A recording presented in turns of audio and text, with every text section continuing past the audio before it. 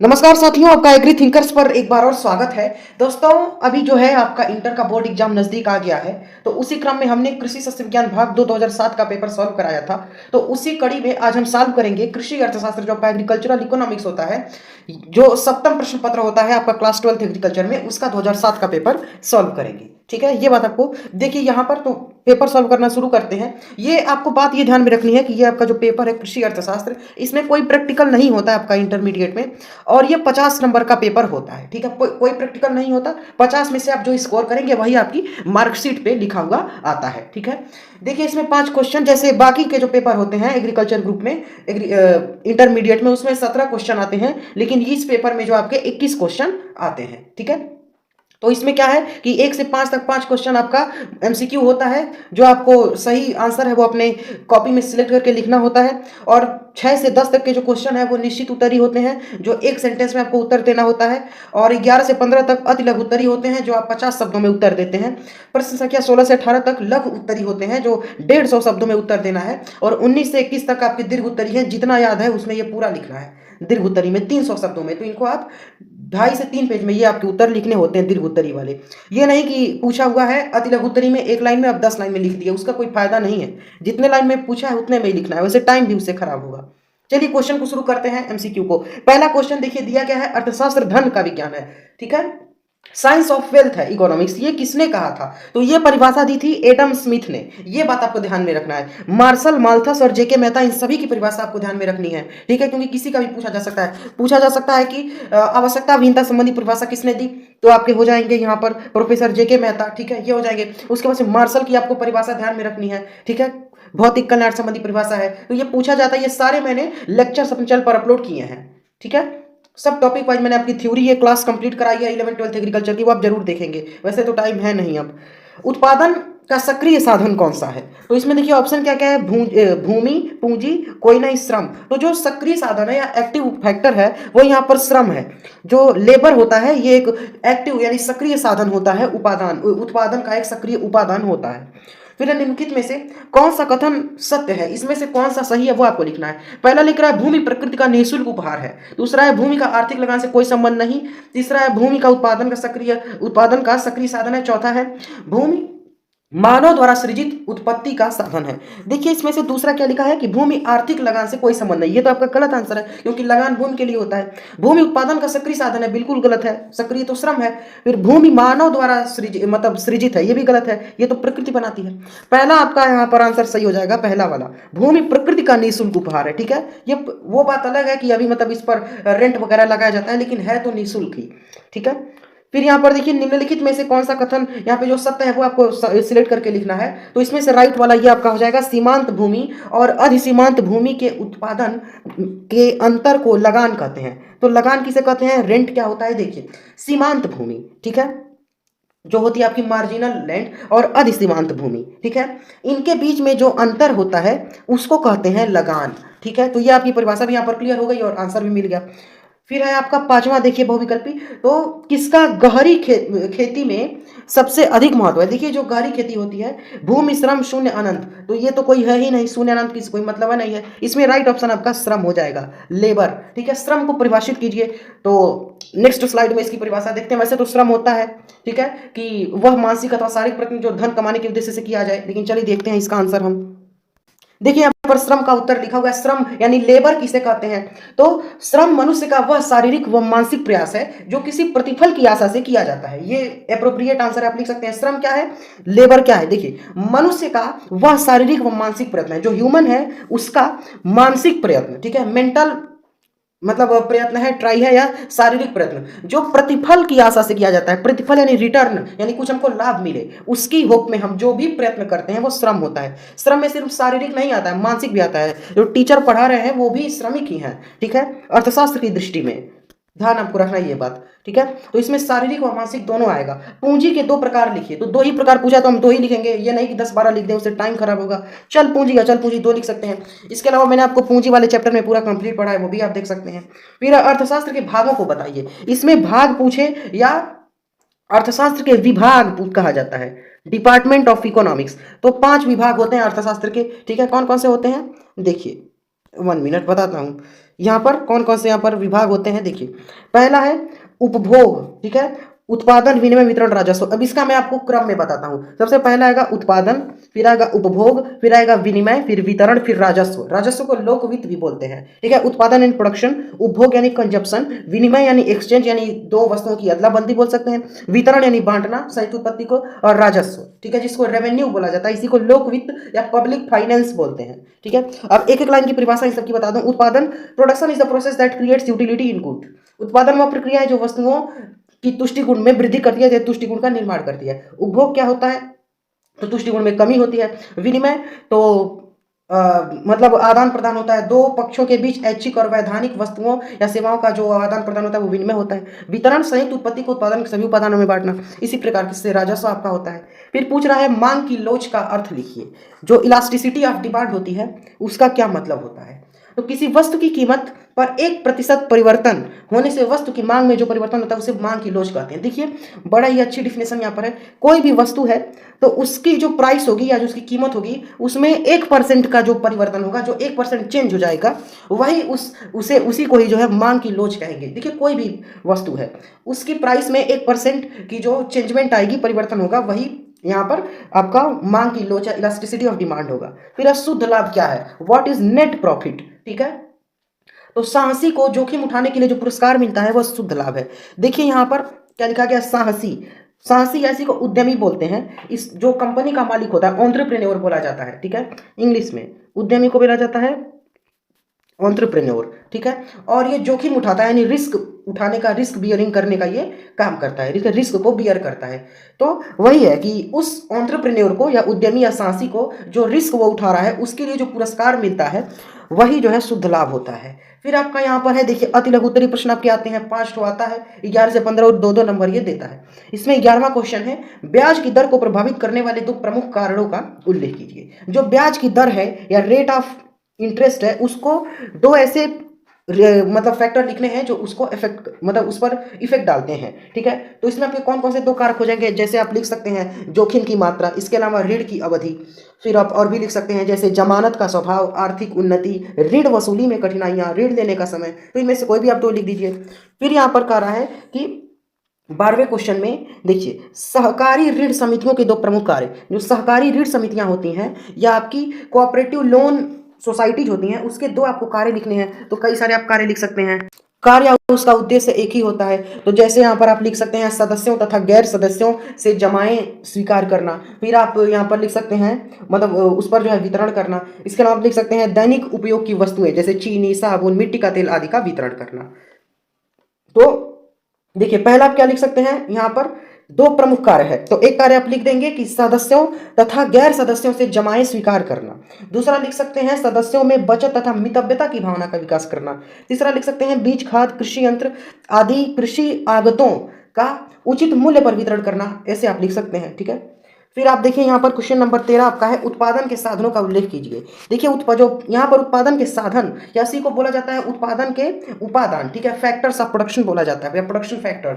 तो वो आपको यहाँ पर लिखना होता है, ठीक है। तो क्वेश्चन नंबर 13 में आपका ये कह रहा है देखिए 5 जैसे अर्थशास्त्र के 5 विभाग होते हैं वैसे 5 ही उपादान या साधन होते हैं उत्पादन के, ठीक है। भूमि, श्रम, पूंजी, संगठन, साहस, ये 5 यहाँ पर जो है साधन होते हैं, ठीक है। इनके बारे में थोड़ा सा बता देता हूँ।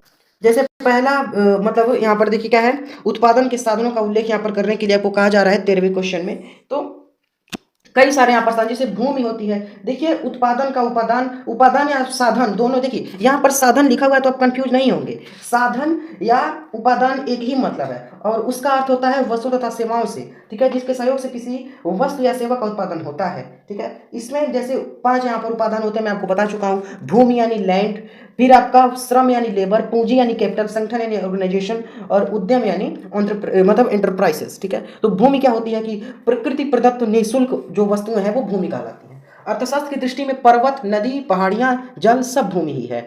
श्रम क्या होता है, तो श्रम अभी आपको बताया हूं कि वह मानसिक और शारीरिक प्रयत्न जो धन कमाने के या प्रतिफल के उद्देश्य से किया जाए। पूंजी धन का वह भाग जो और अधिक धन पैदा करने में या उत्पन्न करने में लगाई जाए वो पूंजी होती है। और पूंजी लोगों में मिथ रहता है कि पूंजी सिर्फ धन के मतलब मुद्रा के रूप में होती है, ये गलत है। पूंजी वस्तु के रूप में भी होती है। जैसे ट्रैक्टर है आपका, उससे आप मतलब उसको यूज कर रहे हैं, उससे आप काम ले रहे हैं, तो उससे और आपका पैसा मिल रहा है, पूंजी वो हो जाएगी। ठीक है, बक्से में पड़ा हुआ जो पैसा है वो पूंजी नहीं है। ठीक है, क्योंकि वो और अधिक धन नहीं उत्पन्न कर सकता। फिर आपका संगठन है तो सभी उपादानों को यानी उचित अनुपात में वो मात्रा में जुटाता है। और उद्यम जो है इसमें उद्यमी जोखिम उठाने का काम करता है। तो ये आपके 5 उपादान हो जाएंगे: भूमि, श्रम, पूंजी, संगठन, उद्यम। Land, labour, capital, organisation, enterprises. ठीक है, और पांचों को मैंने डिफाइन कर दिया है। फिर है आपका प्रश्न नंबर 14, संयुक्त परिवार प्रणाली के 2 लाभ लिखिए। ठीक है, यहाँ पर जो ज्वाइंट फैमिली होती है या ज्वाइंट फैमिली सिस्टम कह लीजिए, संयुक्त परिवार प्रणाली, उसके कोई 2 आपको एडवांटेज या लाभ लिखने हैं प्रश्न नंबर 14 में। तो कई सारे आप यहाँ पर लाभ लिख सकते हैं। जैसे यहाँ पर आप लिख सकते हैं कि कई सारे यहाँ पर लाभ जो है वो, जैसे आपका यहाँ पर हो जाएगा सामाजिक लाभ होते हैं जिसको सोशल एडवांटेज कहता है, आर्थिक लाभ यानी इकोनॉमिक एडवांटेज, राष्ट्रीय लाभ यानी नेशनल एडवांटेज। सामाजिक लाभ में आप संस्कृति की रक्षा, दूसरा लिख सकते हैं सामाजिक नियंत्रण, तीसरा लिख सकते हैं सामाजिक सुरक्षा, और चौथा समष्टि भाव का विकास। आर्थिक लाभ में वितव्यता, धन का समान उपयोग, भूमि के उपविभाजन तथा विखंडन पर रोक, ये लिख सकते हैं। राष्ट्रीय लाभ में राष्ट्र तथा समाज की सेवा का अवसर, ये चीजें आप लिख सकते हैं। तो इसमें से कोई भी 2 लाभ लिख दीजिए। ठीक है, संस्कृति की रक्षा, मितव्यता लिख दीजिए। ठीक है, 2 लाभ हो ही जाएगा सामाजिक और आर्थिक लाभ में। ठीक है, फिर आपका प्रोफेसर जेके मेहता द्वारा दी गई अर्थशास्त्र की परिभाषा। तो जेके मेहता जो है ये मतलब भारतीय अर्थशास्त्री हैं जिन्होंने अर्थशास्त्र की परिभाषा दी। इन्होंने आवश्यकता विहीनता संबंधी परिभाषा यानी वांटलेसनेस डिफिनेशन दिया था। वो मैं अभी आपको तुरंत बता देता हूं कि क्या थी वो डिफिनेशन। तो जेके मेहता ने यह कहा था अपनी परिभाषा में कि अर्थशास्त्र एक विज्ञान है जो मानव व्यवहार का अध्ययन आवश्यकता विहीनता के लक्ष्यों को प्राप्त करने के साधन के रूप में करता है। क्या है? अर्थशास्त्र एक विज्ञान है जो मानव व्यवहार का अध्ययन आवश्यकता विहीनता के लक्ष्यों को प्राप्त करने के साधन के रूप में करता है। इसको आप इंग्लिश में भी लिख सकते हैं, जैसे economics is the science that studies human behaviour as a means to the end of wealthness. तो ये डिफिनेशन आपकी हो जाएगी। चलिए आपका अगला क्वेश्चन लघुत्तरी देखते हैं। थोड़ा जल्दी जल्दी करता हूं क्योंकि वीडियो लंबी होती जा रही है। या जो वस्तु इसमें पूछा जा रहा है प्रश्न नंबर आपके 16 में कि वस्तु विनिमय प्रणाली की कठिनाइयां। ठीक है, जैसे विनिमय 2 प्रकार का होता है, मौद्रिक विनिमय, वस्तु विनिमय। तो वस्तु विनिमय प्रणाली की क्या कठिनाइयां हैं या क्या दोष है वो आपको लिखना है। दोष कठिनाइयां एक ही होती हैं। ठीक है, तो जैसे आप लिख सकते हैं, पहला लिख सकते हैं आवश्यकताओं के दोहरे संयोग का अभाव, दूसरा लिख सकते हैं वस्तुओं की अविभाज्यता, तीसरा लिख सकते हैं सामान्य मूल्य मापक का अभाव, चौथा लिख सकते हैं मूल्य संचय का अभाव, पांचवां लिख सकते हैं मूल्य हस्तांतरण की समस्या, छठवां लिख सकते हैं स्थगित भुगतानों में कठिनाई, और सातवां लिख सकते हैं सेवाओं के विनिमय में कठिनाई। ये 7 जो कठिनाइयां हैं, 7 दोष आप लिख लेंगे तो वो पर्याप्त है। फिर आपका 17वां क्वेश्चन है आवश्यकताओं का वर्गीकरण उदाहरण सहित दीजिए। आवश्यकता के बारे में पूछा जा रहा है, उसका आपको क्लासिफिकेशन देना है और एग्जाम्पल देना है। ठीक है, आवश्यकता यानी नीड का। तो आवश्यकता और इच्छा में अंतर होता है, नीड और डिजायर में। देखिए मैं आपको बता देता हूं आवश्यकता का वर्गीकरण और उदाहरण। ठीक है, पहले इसका वर्गीकरण देखते हैं। तो देखिए जो आवश्यकता है वो पहले 3 पार्ट में बांटी गई है। पहली होती है अनिवार्य। ठीक है, अनिवार्य आवश्यकताएं, अनिवार्य, सीधे बोल देता हूं, लिखूंगा तो नहीं यहाँ पर चल पाएगा। पहली होती है अनिवार्य आवश्यकताएं जिसको बोला जाता है नेसेसरीज। दूसरी होती है आरामदायक आवश्यकताएं जिसको बोला जाता है यहाँ पर आपका कंफर्ट्स। तीसरा होती है विलासितापूर्ण आवश्यकताएं जिसको बोलते हैं लग्जरीज। सुना होगा आपने लग्जरी लाइफ, तो वो विलासितापूर्ण है। उसके बाद से यहाँ पर विलासितापूर्ण भी 3 टाइप की आवश्यकताएं होती हैं। ठीक है, विलासितापूर्ण में कौन कौन सी होती हैं, जैसे आपका यहाँ पर विलासितापूर्ण में पहला आपका होगा हानिकारक विलासिताएं, इसको बोला जाता है हार्मफुल लग्जरीज। दूसरा आपका यहाँ पर विलासिता में हो जाएगा हानि रहित विलासिताएं यानी हार्मलेस लग्जरीज। ठीक है, उसके बाद से यहाँ पर आपका अनिवार्य आवश्यकताओं भी 3 प्रकार की होती हैं। पहली होती है जीवन रक्षक अनिवार्यताएं यानी necessaries of life, necessaries for life. दूसरी आपकी अनिवार्य आवश्यकता होती है कुशल मतलब कुशलता रक्षक अनिवार्यताएं यानी नेसेसरीज फॉर एफिशिएंसी। और तीसरी आपकी अनिवार्य आवश्यकता होती है प्रतिष्ठा रक्षक अनिवार्यताएं यानी कन्वेंशनल नेसेसरीज। ठीक है, अब इनके एग्जांपल देख लीजिए। तो अनिवार्य आवश्यकता में आप जो है यहाँ पे जैसे आपका भोजन है, कपड़ा है, मकान है, तो इनके बिना काम थोड़ी चलना है। तो ये आपका हो जाएगा अनिवार्य आवश्यकता में एग्जाम्पल। ठीक है, उसके बाद से आपका यहाँ पर आरामदायक में, कंफर्ट्स में आपका क्या कर हो सकता है, जैसे कोई मतलब भोजन तो मतलब अनिवार्य में है, लेकिन स्वादिष्ट भोजन जो है वो आरामदायक में आप कर सकते हैं। ठीक है, एग्जाम्पल में। इसके अलावा आप और भी चीज़ें रख सकते हैं, जैसे आपका यहाँ पर गद्देदार सोफा हो जाएगा, पलंग जो है वो है, रसोई गैस की व्यवस्था, ये सभी आपका जो है आ जाएगा आरामदायक में। फिर विलासितापूर्ण आवश्यकताएं, तो विलासितापूर्ण में भी आप कई जैसे आपका बहुमूल्य आभूषण का जो अलग अलग आभूषण है वो यूज करते हैं। इसके अलावा आलीशान महल में रहना, जो एक बड़ा सा प्ले पैलेस है उसमें रह रहे हैं, ठीक है, बड़ी बड़ी महंगी गाड़ियां या कारें रख रहे हैं, और महंगे जो कपड़े हैं वो पहन रहे हैं, कीमती पोशाकें, तो ये सारे आपका एग्जाम्पल है लग्जरी का, ठीक है। उसके बाद से आप इसमें जो आपका आता है अनिवार्य आवश्यकताएं, जीवन रक्षक अनिवार्यताएं, तो जीवन रक्षक अनिवार्यताएं में भोजन, कपड़ा आपका है वगैरह। नेसेसरीज फॉर एफिशिएंसी यानी कुशल रक्षक अनिवार्यताएं, कुशलता रक्षक, तो इसमें जैसे आपका क्या क्या आ सकता है, पौष्टिक भोजन, फल फूल, ये सारा है। फिर आपका कन्वेंशनल नेसेसरीज यानी प्रतिष्ठा रक्षक अनिवार्यताएं, इसमें आप क्या क्या रख सकते हैं, तो वही चाय कॉफ़ी वगैरह, त्योहार पीने की मतलब आवश्यकता, पिलाने की। फिर त्योहारों पर नए नए जो कपड़े पहनना होता है वो सारी चीज़ें, तो ये आपका प्रतिष्ठा रक्षक आवश्यकताएं हैं, अनिवार्यताएं।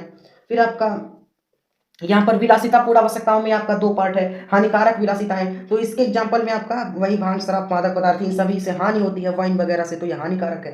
फिर हार्मलेस यानी हानि रहित विलासिताएं, जैसे आभूषण महंगे महंगे हैं, हीरे जवाहरात, महंगे कपड़े, कीमती जो फर्नीचर है वो है, तो ये चीजें हैं, ठीक। तो क्या क्या पूछा गया था, वर्गीकरण पूछा गया था, मैंने बता दिया आपको। पहला होता है अनिवार्य आवश्यकता, दूसरा आरामदायक, तीसरा विलासितापूर्ण। फिर अनिवार्य आवश्यकता में जीवन रक्षक अनिवार्यता, कुशलता रक्षक अनिवार्यता, प्रतिष्ठा रक्षक अनिवार्यता। विलासिता में हानिकारक विलासिता, हानिरहित विलासिता। एग्जाम्पल मैंने बता दिया आपको, अनिवार्य में भोजन, कपड़ा, मकान। आरामदायक में भी मैंने आपको बता दिया है, स्वादिष्ट भोजन, गद्देदार सोफा, पलंग वगैरह। और विलासितापूर्ण में भी मैंने आपको बता दिया है, बड़े बड़े आलीशान महल जो है, महंगी कारें वगैरह, ठीक। तो ये सारे आपका हो जाएगा, ठीक। फिर पूंजी की परिभाषा, यहाँ पर क्वेश्चन नंबर 19 देखिए। अब जल्दी से कंप्लीट करता हूं क्योंकि वीडियो 20 मिनट की ऑलरेडी हो चुकी है। पूंजी की परिभाषा लिखना है आपको, कैपिटल की, और कृषि में पूंजी के महत्व की व्याख्या करना है। 6 नंबर आपको ये क्वेश्चन देगा, तो कम से कम 3 पेज में लिखना है। कैपिटल क्या होती है वो लिखेंगे, और उसका क्या यूज है एग्रीकल्चर में वो लिखेंगे, ठीक है। तो पूंजी में आपको बता चुका हूं, धन का वह भाग जिसका प्रयोग और अधिक धन प्राप्त करने के लिए किया जाए उसे पूंजी कहते हैं। ये आप परिभाषा लिख सकते हैं, ठीक। अब इसका यूज भी देख लीजिए। पूंजी की परिभाषा आप लिख सकते हैं कि पूंजी मनुष्य द्वारा उत्पादित धन का वह भाग है जिसका प्रयोग और अधिक धन उत्पन्न करने के लिए किया जाता है, ठीक है। महत्व में पहला हो जाएगा आपका उद्योग धंधों की स्थापना, दूसरा विशाल स्तरीय उत्पादन का आधार, तीसरा श्रम विभाजन का विशिष्टीकरण, चौथा श्रम की उत्पादकता में वृद्धि, पांचवा प्राकृतिक संसाधनों का समुचित उपयोग, छठवां तकनीकी ज्ञान में वृद्धि, सातवां आर्थिक नियोजन की सफलता, आठवां व्यापार में वृद्धि, नौवां रोजगार में वृद्धि, 10वां आर्थिक कल्याण में वृद्धि, 11वां गरीबी के दुष्चक्र को तोड़ने में सहायक, 12वां राजनीतिक स्थायित्व तथा सैनिक शक्ति। तो ये है। उसके बाद से यहाँ पर देखिए 20वां क्वेश्चन, बाजार की परिभाषा आपको लिखनी है और आर्थिक बाजार के वर्गीकरण की व्याख्या। तो चलिए बाजार की परिभाषा और ये व्याख्या मैं आपको बताता हूँ। तो परिभाषा में एक अच्छी डिफिनेशन है, एली नाम के इकोनॉमिस्ट है, तो वो कहते हैं कि बाजार का अर्थ हम उस क्षेत्र से लगाते हैं जिसमें किसी वस्तु विशेष की कीमत का निर्धारण करने वाली शक्तियां कार्यशील हो। तो आप इतना याद रखेंगे, इतना आप लिख लेंगे कि किसी वस्तु विशेष का कीमत का निर्धारण करने वाली शक्तियां जिस स्थान पर सक्रिय होती हैं उसको बाजार कहते हैं, उस क्षेत्र को। और नीचे अर्थशास्त्री का नाम लिख देंगे एली, ठीक है। लेकिन आप इकोनॉमिस्ट का डिफिनेशन देखेंगे, अर्थशास्त्री का डिफिनेशन लिखेंगे तो वही एकदम एक एक शब्द वही लिखना होगा, ठीक है। तो एली कहते हैं बाजार का अर्थ हम उस क्षेत्र से लगाते हैं जिसमें किसी वस्तु विशेष का कीमत का निर्धारण करने वाली शक्तियां कार्यशील होती हैं, ठीक है। क्लासिफिकेशन इसका देखिए, वर्गीकरण।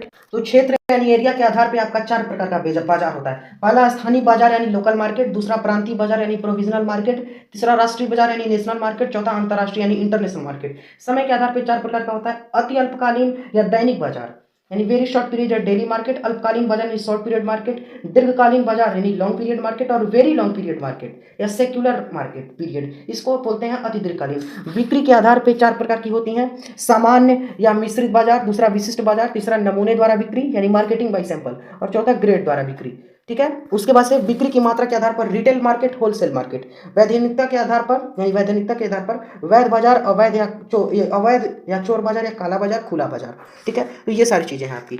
चलिए, और या बाजार लिख सकते हैं, उसके स्थान पर मुद्रा के बारे में आपको बता सकते हैं, ठीक है। मुद्रा का अर्थ समझाना है और पत्र मुद्रा के गुण व दोष बताते हैं, ये भी मैं आपको 2-4 बता देता हूँ।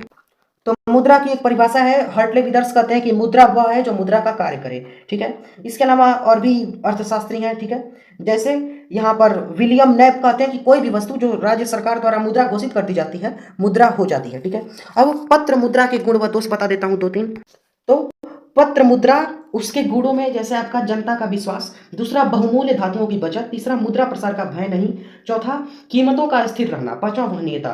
दोष में आप लिख सकते हैं, इसके दोषों में तो पहला है अत्यधिक महंगी व्यवस्था, दूसरा बहुमूल्य धातुओं का बेकार पड़े रहना, तीसरा लोच का अभाव, चौथा निर्धन राष्ट्रों का अपनाना कठिन, ठीक है। तो ये आपका हो जाएगा। फिर आपका यहाँ पर आपका क्वेश्चन नंबर 21 जो आपका लास्ट क्वेश्चन है वो है कि मांग की कीमत लोच का अर्थ समझाइए, यह किन तत्वों से प्रभावित होती है, ठीक है। तो ये मैं आपको बता देता हूँ। देखिए क्या पूछा जा रहा है, मांग की कीमत का लोच का अर्थ। तो मांग की कीमत का लोच, ऐसी को मांग की मूल्य कीमत मूल्य या कीमत या सापेक्षता बोलते हैं। तो इसका देखिए क्या अर्थ होगा। इसका अर्थ होगा किसी वस्तु की कीमत में परिवर्तन के फलस्वरूप उसकी मांग की मात्रा में होने वाले परिवर्तन का माप ही मांग की मतलब सापेक्षता कहलाता है, या इसी को आप बोल सकते हैं कि मांग की कीमत का लोच कहलाता है। ठीक है, ये आपका हो जाएगा डिफिनेशन। फिर डिफिनेशन सुन लीजिए, किसी वस्तु की कीमत में परिवर्तन के फलस्वरूप उसकी मांग की मात्रा में होने वाली परिवर्तन का जो माप है वही उसी को जो है हम मांग की लोच कहते हैं। और किन तत्वों से निर्धारित होती है, तो ये भी आपको यहाँ पर ध्यान में रखना है। या इसके अलावा आप लिख सकते हैं अथवा करके यहाँ पर दिया है कि भारत में श्रम की नीची कार्यकुशलता के कारण है। ठीक है, भारत में जो लेबर है उसकी मतलब लो जो एफिशिएंसी है उसका क्या क्या कारण है, तो ये भी बता देता हूँ। तो भारतीय श्रमिकों की कम कार्यकुशलता के कारण हो सकते हैं, जैसे पहला है गर्म जलवायु, दूसरा है कार्य करने की प्रतिकूल दशाएं, तीसरा है कार्य करने के अधिक घंटे, चौथा श्रमिकों की प्रवासी प्रवृत्ति, पांचवा है नैतिक गुण, छठवां कम मजदूरी, सातवां रहन सहन का निम्न स्तर, आठवां शारीरिक दुर्बलता, नौवां शिक्षा तथा प्रशिक्षण का अभाव, दसवां सामाजिक प्रथाएं, 11वां ऋणग्रस्तता, 12वां श्रम कल्याणकारी कार्यों की कमी, फिर 13वां प्राचीन यंत्र और मशीनें, 14वां पदोन्नति के कम अवसर, 15वां दोषपूर्ण प्रबंधन, 16वां विश्राम गृहों का अभाव, 17वां भर्ती की दोषपूर्ण पद्धति, 18वां औद्योगिक विवाद, 19वां श्रम की मतलब शक्तिशाली श्रम संघों की कमी। तो ये सारे इसके कारण है नीची कार्यकुशलता के। देखिए 25 मिनट से ज़्यादा भले ही हो गया है, आधा घंटा तक का वीडियो, लेकिन यहाँ पर आपका वीडियो जो क्वेश्चन है वो कंप्लीट हुआ। देखिए इतना डिटेल्ड एनालिसिस आपको किसी भी वीडियो में नहीं मिलेगा यूट्यूब के, चाहे तो आप चेक कर सकते हैं। तो वीडियो भले ही थोड़ी लंबी हो, लेकिन मेरा यहाँ पर टारगेट यही है कि आपका एग्जाम में ये सब क्वेश्चन आना है, तो आप पूरे के पूरे नंबर स्कोर करें। और ये एक ऐसा कोर्स है आपका, एक ऐसा सब्जेक्ट है कृषि अर्थशास्त्र, जिसमें आप 50 में से कम 40 से ऊपर का नंबर स्कोर कर सकते हैं। ठीक है, और ये ऐसा सब्जेक्ट है, चूंकि मैंने स्कोर किया है तो मैं बता रहा हूँ आप 40 से ऊपर बहुत ही आसानी से स्कोर कर सकते हैं 50 में से। ठीक है, तो चैनल को जरूर सब्सक्राइब करें, बेल आइकॉन ऑन करें ताकि वीडियो की नोटिफिकेशन आपको पहले मिले, और वीडियो को लाइक जरूर करें। इतनी आपके लिए मेहनत कर रहा हूँ मैं आपसे। आप बोर्ड एग्जाम तो आपका है, लेकिन यहाँ पर मेरा मेहनत डबल पड़ जा रहा है, तो आप लाइक जरूर करेंगे। और कमेंट में आप जरूर बताएं कि आपको जो है और अगले किस सब्जेक्ट का मतलब आपका पेपर सोल्यूशन चाहिए। ये 2007 का पेपर है, पूरे यूट्यूब पर आपको इतना पुराना पेपर नहीं मिलेगा, आप चाहें तो खोज सकते हैं। ठीक है, सिर्फ आपको एग्री थिंकर्स पर इतने मैटर आपको प्रोवाइड कराए जा रहे हैं। जल्दी 11th के भी हम पेपर्स जो है वो लाएंगे, और टेलीग्राम चैनल का लिंक आपको डिस्क्रिप्शन में मिलेगा, वहां से जुड़ जाएं और वहां से आप और भी कंटेंट जो है वो ले सकते हैं। व्हाट्सएप ग्रुप का लिंक भी डिस्क्रिप्शन में है, उससे जुड़ें और वहां पे आप भी कोई भी हमसे क्वेश्चन पूछ सकते हैं। ठीक है, और वहां पे मेरा कॉन्टैक्ट नंबर तो आप कॉन्टैक्ट भी कर सकते हैं। मिलते हैं नेक्स्ट वीडियो में, जुड़े रहेंगे एग्री थिंकर्स के साथ। जल्दी मैं मॉडल पेपर सॉल्व कराऊंगा। Thanks for watching, take care.